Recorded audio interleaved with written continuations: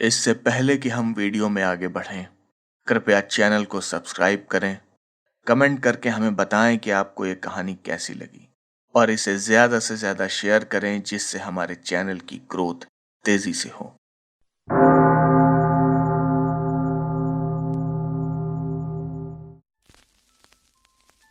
Lucy की तबीयत कुछ दिनों से खराब चल रही थी और मीना और लूसी के परिवार के लोग उसकी देखभाल करने में पूरे दिलो जान से लगे हुए थे और शायद उनकी मेहनत कुछ कुछ रंग भी ला रही थी।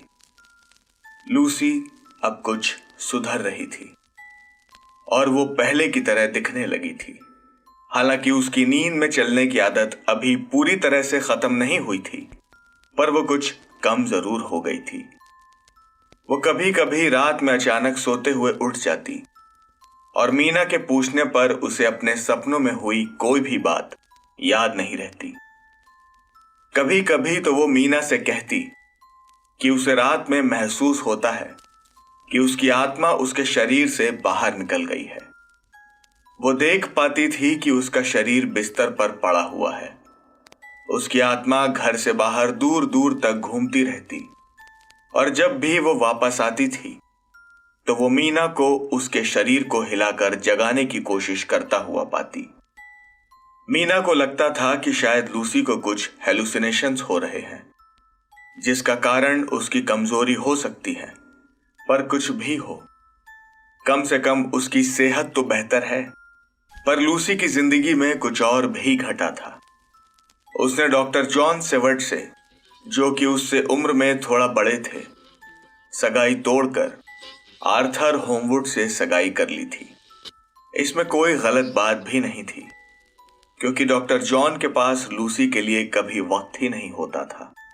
वहीं आर्थर ने पहले भी लूसी को प्रपोज किया था, जिसे उसने मना कर दिया था।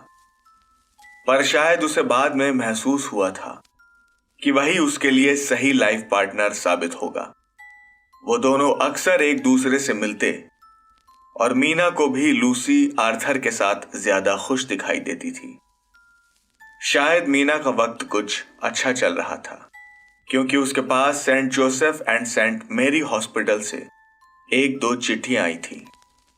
ये चिट्ठियां सिस्टर अगाथा ने उसे भेजी थी और ये जॉनथन के बारे में थी। मीना इन चिट्ठियों को पाकर बहुत खुश थी। उसे कई महीनों बाद जॉनथन की कोई खबर लगी थी।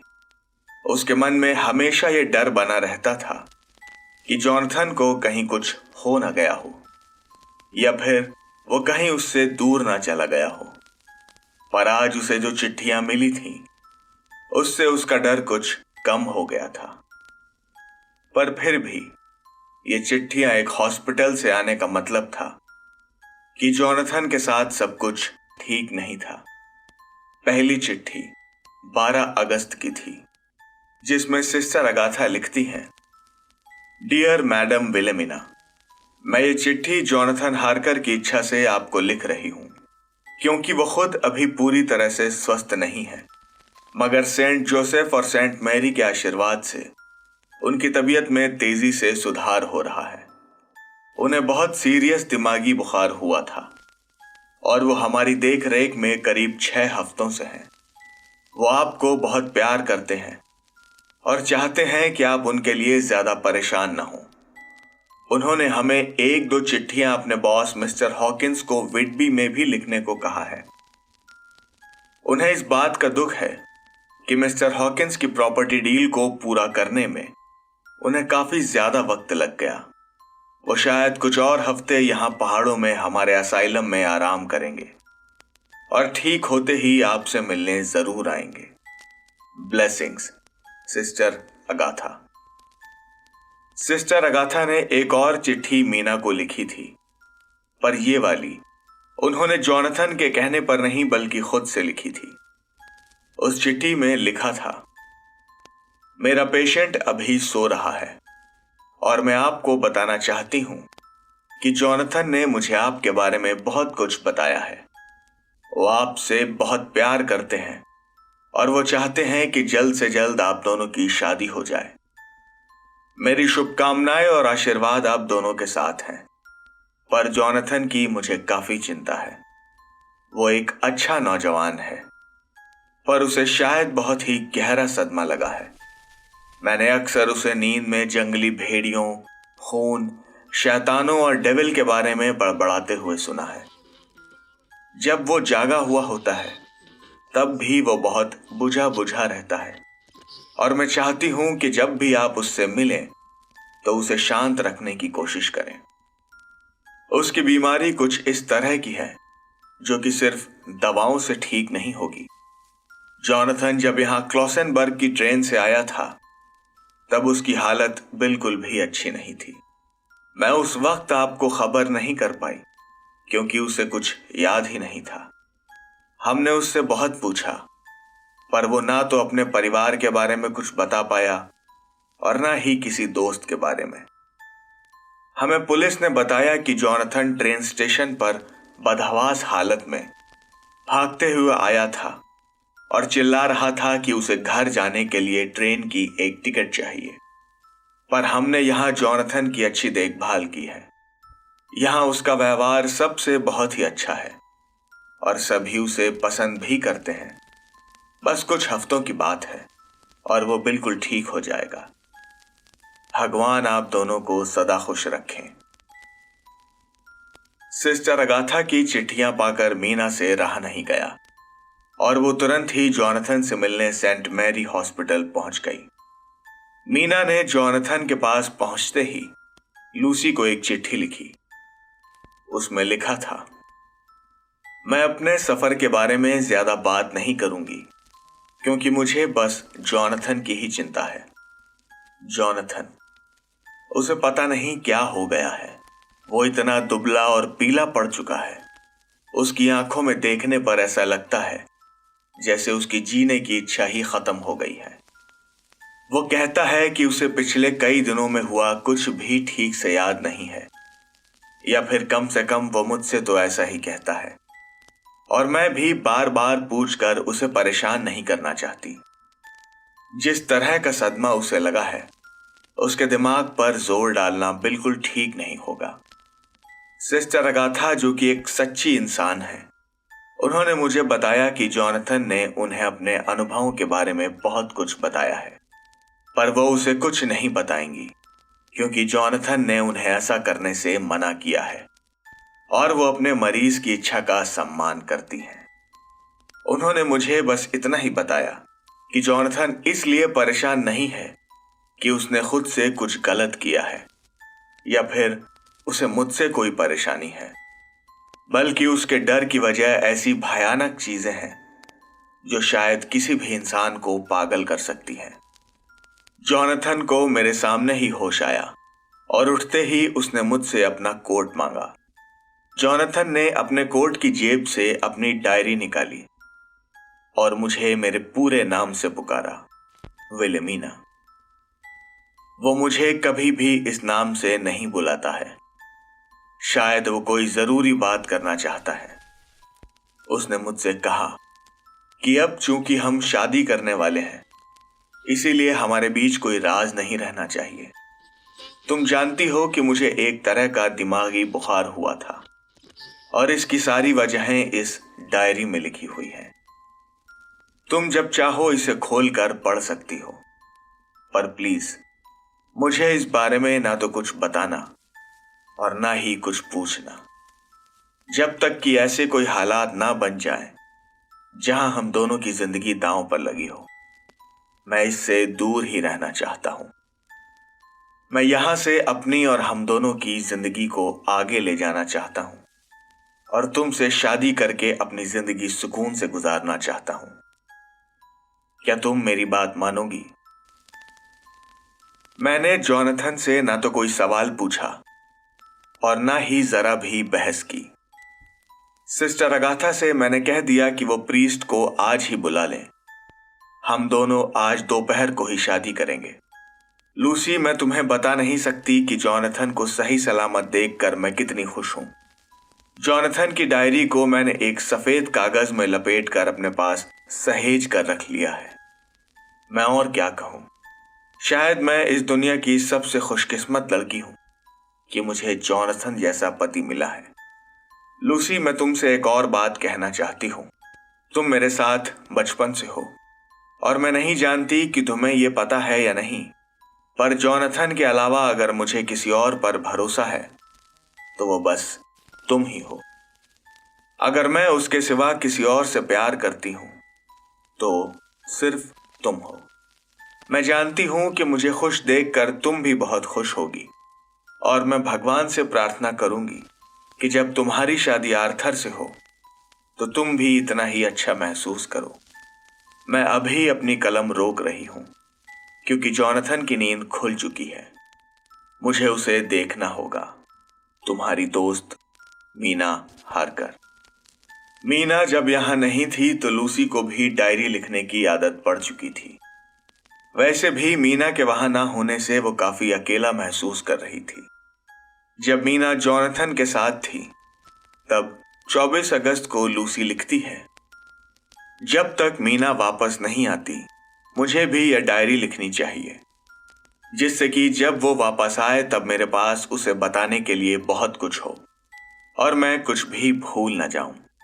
मुझे रात में फिर से बुरे सपने आने लगे हैं, पर पता नहीं मुझे वो याद क्यों नहीं रहते।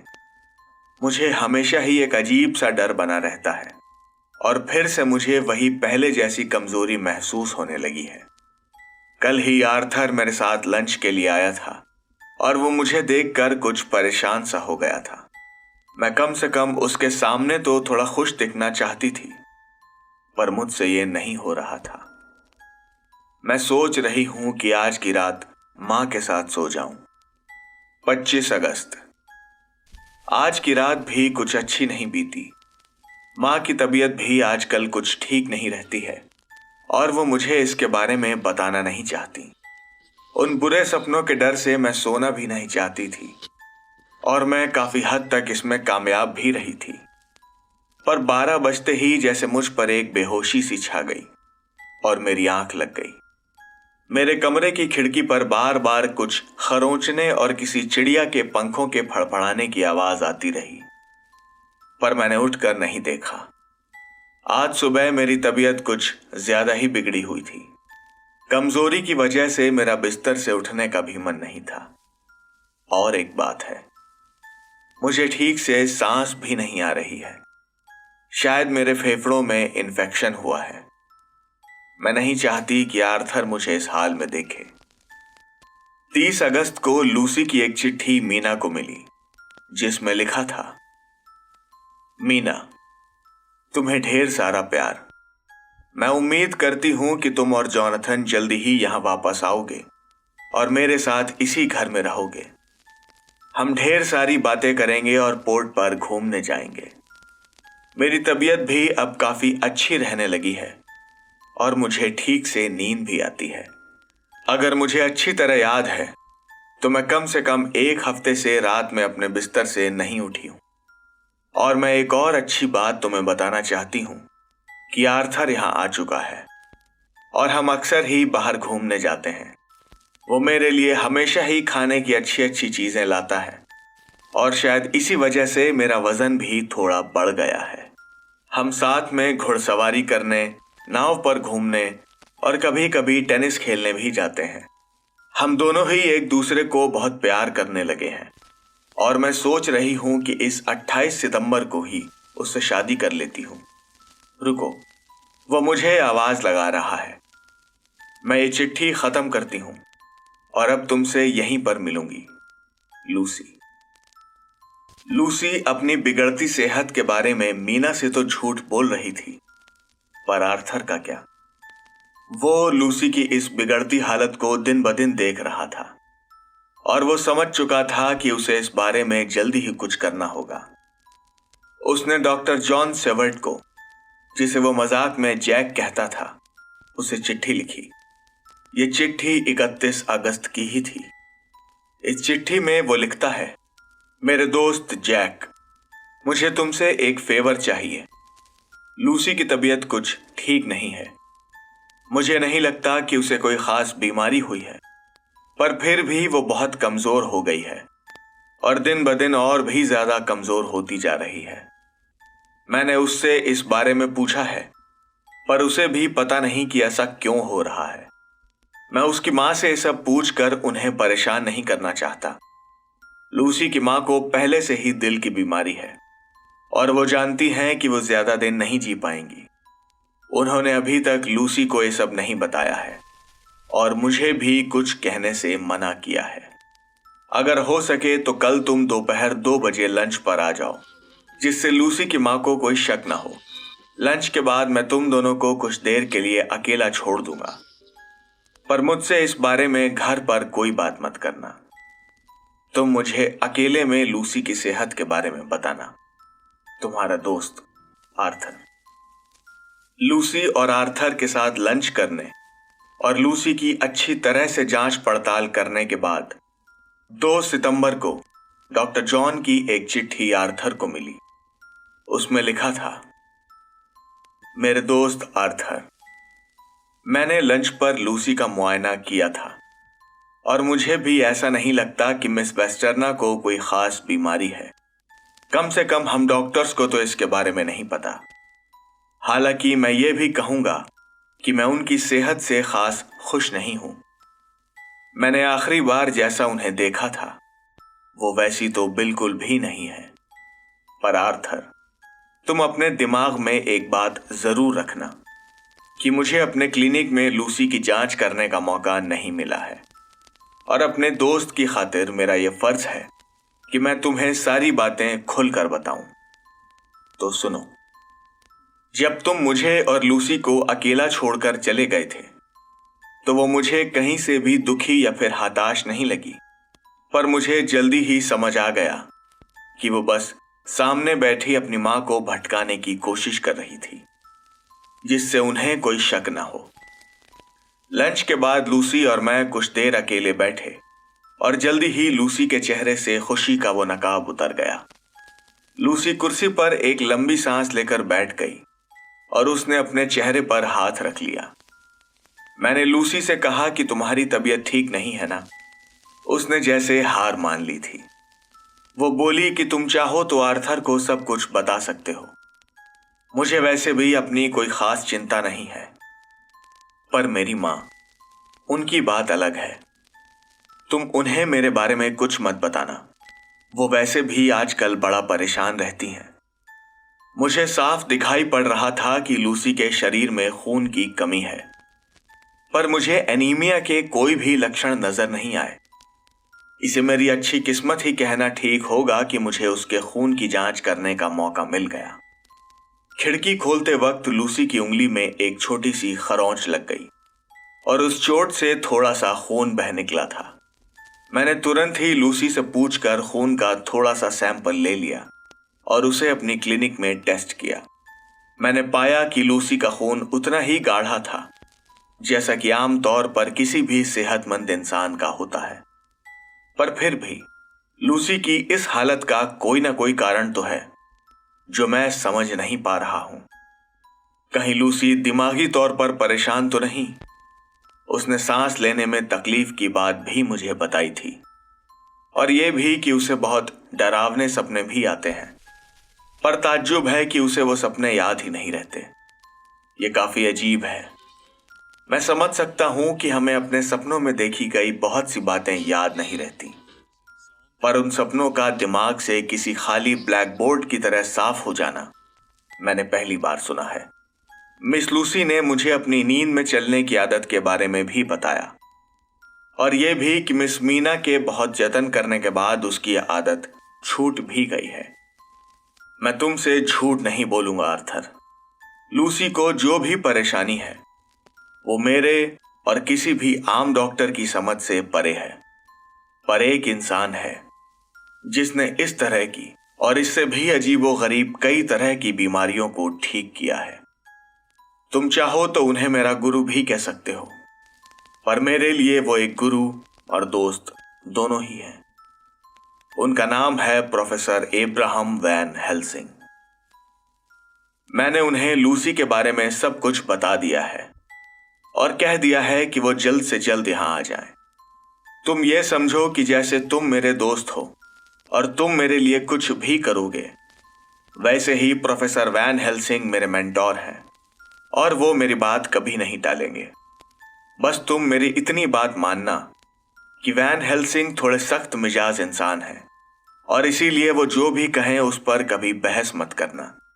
ऐसा इसलिए नहीं है कि उन्हें अपने तजुर्बे पर घमंड है, बल्कि इसका कारण ये है कि वो जानते हैं कि वो क्या बात कर रहे हैं और कुछ ऐसे विषय भी हैं जिनके बारे में उनसे अच्छी समझ किसी को नहीं है। कई तरह की पैरानॉर्मल और मेटाफिजिकल चीजों के बारे में उनकी समझ हम डॉक्टर से कहीं ज्यादा है और प्राचीन और आधुनिक फिलॉसफी पर उनके विचार किसी को भी सोचने पर मजबूर कर सकते हैं। वो एक खुले दिमाग और फौलाद जैसी मजबूत इच्छा शक्ति के मालिक हैं और किसी भी इंसान की हर संभव मदद करने के लिए हमेशा ही तैयार रहते हैं।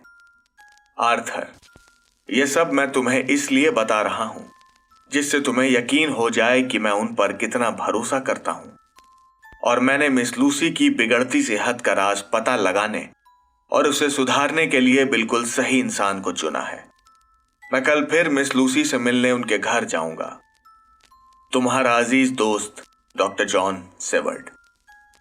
जिस दिन जॉन ने आर्थर को यह चिट्ठी लिखी थी, उसी दिन अपने mentor professor Abraham Van Helsing से उन्हें अपनी लिखी हुई चिट्ठी का जवाब मिला, जिसमें लिखा था, मेरे अच्छे दोस्त जॉन, मुझे खुशी है कि तुमने मुझे किसी भी परेशानी को दूर करने के काबिल समझा, पर सबसे ज्यादा खुशी की बात यह है कि मेरे पास अभी तुमसे मिलने का वक्त है और मैं तुरंत ही तुम्हारे घर आने के लिए निकल सकता हूं। तुम अपने दोस्त को हमारे पुराने दिनों के किस्से सुना सकते हो, पर वो अलग बात है। मैं नहीं चाहता कि मिस लूसी को देखने में हम जरा भी देर करें, पर एक परेशानी है। जिस दिन मैं वहां आऊंगा, मुझे उसी रात को निकलना होगा और मैं अगले 3 दिन तक तुमसे नहीं मिल पाऊंगा। हाँ, मगर उसके बाद मैं तुम्हारे साथ आराम से ठहर सकता हूं, अगर उसकी जरूरत पड़ी तो। तुम्हारा दोस्त Abraham Van Helsing. Professor Van Helsing doctor John के साथ लूसी से मिलने आए और उसका मुआयना करके चले गए। इसके बाद डॉक्टर जॉन सेवर्ड ने आर्थर को चिट्ठी लिखकर प्रोफेसर वैन हेल्सिंग के ऑब्जर्वेशन के बारे में बताया। उस चिट्ठी में लिखा था, आर्थर, एब्राहम वैन हेल्सिंग आकर लूसी से मिलकर जा चुके हैं। वो मेरे साथ ही लूसी के घर गए थे। उस वक्त लूसी की मां घर पर नहीं थी और हमारे लिए ये ठीक मौका था। वैन हेल्सिंग ने अच्छे से लूसी की जांच कर ली है और मुझे ये बताते हुए ज्यादा खुशी नहीं हो रही है कि वो इससे बिल्कुल भी खुश नहीं थे। उन्होंने मुझसे कहा कि लूसी को जो भी परेशानी है वो जिंदगी और मौत का मामला हो सकता है या फिर उससे भी ज्यादा कुछ। जब हम दोनों मेरे घर पर साथ बैठकर चाय पी रहे थे, तब मैंने उनसे पूछा था कि उन्हें क्या लगता है, तो उन्होंने मुझे कुछ भी खुलकर नहीं बताया और कह दिया कि वो एम्स्टर्डम से वापस आकर ही इस मामले को इसके सही अंजाम तक पहुंचाएंगे। तुम ये बिल्कुल भी मत सोचना कि प्रोफेसर हमारी बात टालने की कोशिश कर रहे हैं, बल्कि तुम ये याद रखना कि अगर उन्होंने कुछ नहीं कहा है तो इसका मतलब यह है कि उनका दिमाग इस काम पर लग चुका है और वो अपनी पूरी क्षमता से हमारी मदद करेंगे। रही बात लूसी की, तो उसका मिजाज हमारी पिछली मुलाकात से कुछ बेहतर था और वो थोड़ी खुश लग रही थी। उसका बर्ताव हमेशा की तरह ही हम दोनों के लिए बहुत अच्छा था। उसकी सांस की परेशानी कुछ कम मालूम हो रही थी और वो पहले जैसी बीमार भी नहीं लग रही थी।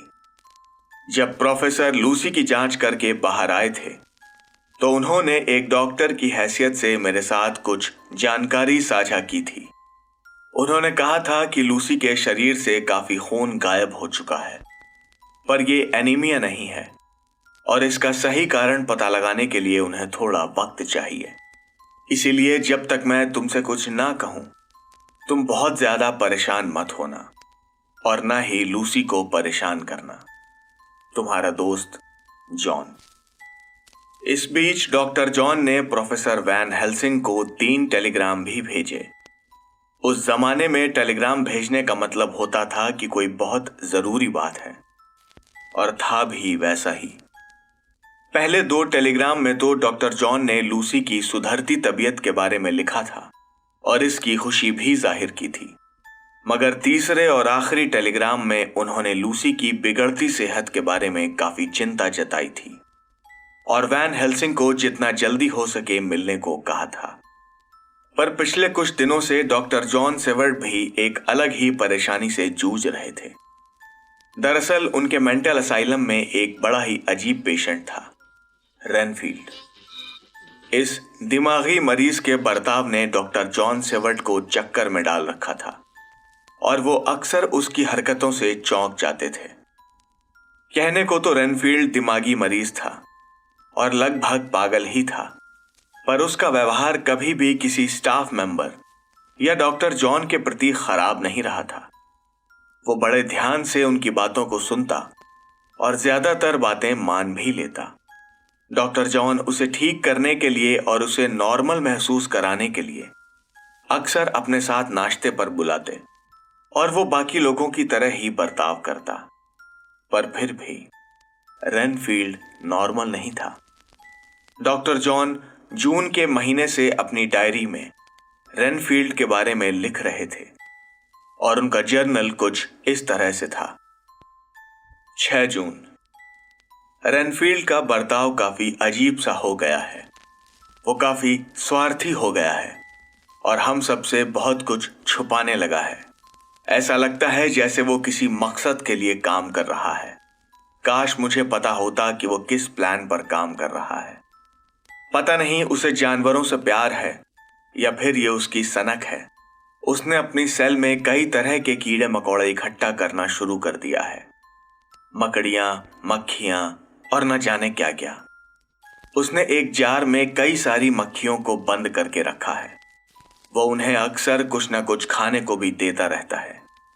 मैंने उससे कहा था कि इतनी सारी मक्खियों को उसे अपने पास नहीं रखना चाहिए, इससे यहाँ असाइलम में बीमारियां भी फैल सकती हैं। हैरानी की बात थी, उसने मेरी बात बिल्कुल नहीं टाली और मुझसे 3 दिन का वक्त मांगा। उसने कहा कि वो इन सब को छोड़ देगा।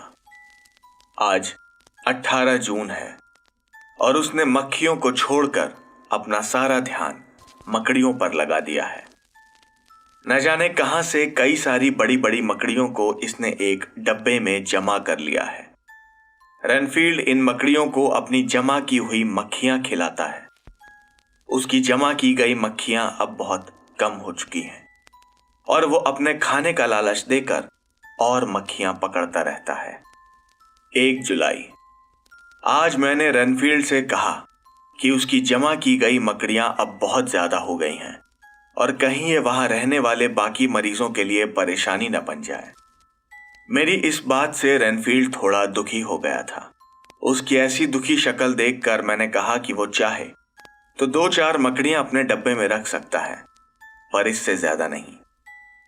इस बात पर वो खुश हो गया, पर मेरे सामने ही उसने एक और घटिया हरकत की। मैं जब उससे बात कर रहा था तो एक मोटी सी बीमारी फैलाने वाली मक्खी उसके डब्बे से बाहर निकलकर रेनफील्ड के हाथ पर जाकर बैठ गई। रेनफील्ड ने उसे अपनी मुट्ठी में बंद कर लिया और मेरे सामने ही उसे खा गया। इससे पहले कि मैं उसे रोकता, वो उसे निगल चुका था। मैंने आज तक किसी भी मेंटल पेशेंट को ऐसा करते नहीं देखा है। मैंने उसे इस बात पर डांटा भी, पर वो कहने लगा कि इस मक्खी को खाने से उसे ताकत मिलेगी। वो कह रहा था कि हर जीती जागती चीज में एक एनर्जी होती है और हम जब भी किसी जानवर को खाते हैं या फिर इंसान का खून पीते हैं तो ये एनर्जी हमारे अंदर आ जाती है। ये बातें मेरी समझ से बाहर थीं और मैंने अब फैसला कर लिया था कि मुझे इस पर हर वक्त नजर रखनी पड़ेगी। कुछ दिन रेनफील्ड पर नजर रखने पर मैंने पाया कि वो हमेशा अपने साथ एक डायरी रखता है जिसमें वो कुछ जोड़ घटाना करता रहता है। 8 जुलाई। रेनफील्ड के पालतू जानवरों की लिस्ट में एक और जानवर जुड़ चुका है। उसने न जाने कैसे पर एक स्पैरो यानी गौरैया को पालतू बना लिया है। शायद वो इस चिड़िया को अपनी जमा की हुई मकड़ियां खिला रहा है, क्योंकि उसके डब्बे में अब थोड़ी सी ही मकड़ियां बची हैं। ये एक साइकिल सा बन चुका है। वो मक्खियां इकट्ठा करता है, उन्हें मकड़ियों को खिलाता है और उन मकड़ियों को अपनी पाली हुई चिड़िया को। न जाने उसके सर पर क्या फितूर सवार है। 19 जुलाई। रेनफील्ड ने गौरैया के एक पूरे झुंड को पालतू बना लिया है और उसकी जमा की गई मकड़ियां लगभग गायब हो चुकी हैं। आज रेनफील्ड मेरे पास भागते हुए आया और कहने लगा कि मैं उस पर एक एहसान कर दूं। वो इसके लिए हमेशा मेरा एहसानमंद रहेगा। उसने कहा कि मैं उसे एक बिल्ली का बच्चा लाकर दूं। वो कह रहा था कि वो उसके साथ खेलना चाहता है और वो उसे पालेगा। पिछले कुछ दिनों से रेनफील्ड की हरकतें देखते हुए मुझे ये बिल्कुल भी अजीब नहीं लगा। उसके पाले हुए जानवर दिन बर दिन बड़े होते जा रहे थे और वो नए नए जानवर पकड़ना चाहता था। मैं जानता हूं कि वो इस बिल्ली के बच्चे के साथ क्या करने वाला था। मुझे उसकी पाली हुई चिड़ियों की परवाह बिल्कुल भी नहीं थी और इसीलिए मैंने उसे लालच दिया कि तुम बिल्ली के बच्चे का क्या करोगे, मैं तुम्हें एक बिल्ली ही लाकर दे देता हूं। यह सुनकर वो बहुत खुश हो गया, पर मैंने बस उससे झूठ बोला था। मैं ये देखना चाहता था कि वो मेरे मना करने पर क्या करता है। मैंने उसे कहा कि मैं उसे बिल्ली लाकर नहीं दे सकता। यह सुनते ही उसके चेहरे का रंग उड़ गया और वो बड़े ही अजीब तरह से हंसने लगा। उसका चेहरा देखकर लग रहा था कि वो मुझे जान से मारना चाहता है, पर मैंने उसे डांटा और उसकी सेल में बंद कर दिया। रात को करीब 10 बजे मैं उसके सेल के पास से गुजरा तो रेनफील्ड एक कोने में मुंह बनाकर बैठा हुआ था। वो फिर से मेरे पैरों के पास आकर गिड़गिड़ाने लगा कि मैं उसे कहीं से भी एक बिल्ली लाकर दे दूं, पर मैंने उसे फिर से मना कर दिया। वो बिना कुछ कहे फिर से वैसे ही मुंह बनाकर कोने में बैठ गया। 20 जुलाई। मैं सुबह रेनफील्ड की सेल की तरफ गया तो वो हमेशा की तरह चीनी के कुछ दाने अपनी खिड़की पर फैलाकर मक्खियां पकड़ने में लगा हुआ था। मैंने ध्यान से उसकी सेल में देखा और पूछा कि तुम्हारी सारी चिड़ियां कहाँ गईं? उसने जवाब दिया कि उसने उन सब को उड़ा दिया है। मैंने देखा कि उसके बिस्तर के पास कुछ पंख पड़े हुए थे और उसके तकिए पर खून की 1-2 बूंदें भी थीं। मैंने एक स्टाफ मेंबर से कह दिया कि वो रेनफील्ड पर कड़ी नजर रखें और अगर उन्हें लगता है कि उसने कोई भी गड़बड़ की है तो मुझे तुरंत बताएं। रात 11 बजे एक अटेंडेंट मेरे पास भागते हुए आया और कहने लगा कि रेनफील्ड अपने सेल की सारी चिड़ियां खा गया है। वो कह रहा था कि उसकी तबीयत खराब हो गई है क्योंकि शायद वो उन्हें कच्चा ही खा गया था। मैंने रेनफील्ड को नींद का इंजेक्शन दे दिया है और उसे इतनी डोज दी है कि वो कम से कम कल दोपहर तक नहीं उठेगा। मैंने उसकी वो डायरी भी अपने कब्जे में ले ली है। उसे पढ़ने से मुझे पता चला कि रेनफील्ड एक अजीब ही तरह का मेंटल पेशेंट है। उसे ना सिर्फ जिंदा चीजों को मारना पसंद है, बल्कि उसके मन में जिंदगी को लेकर कुछ अलग ही विचार है। मैं उसे लाइफ ईटर यानी जिंदगी खाने वाला एक पागल कहूंगा। उसके मन में जैसे एक इच्छा है ज्यादा से ज्यादा जीवित चीजों को खाने की और उनकी एनर्जी को खुद में मिला लेने की। मक्खियों को उसने मकड़ियों को खिलाया, मकड़ियों को चिड़ियों को, और चिड़ियों को वो खुद खा गया। अगर मैं उसे एक बिल्ली लाकर दे देता तो वो न जाने क्या करता। और हर दिन वो जैसे एक नई शुरुआत करता है। ना तो उसके मन में कोई पछतावा है और ना ही कोई डर। मुझे इस बारे में और पड़ताल करनी होगी। शायद मैं इस पागल का इलाज करते करते इंसानी दिमाग की भूल भुलैया को सुलझाने में कामयाब हो जाऊं।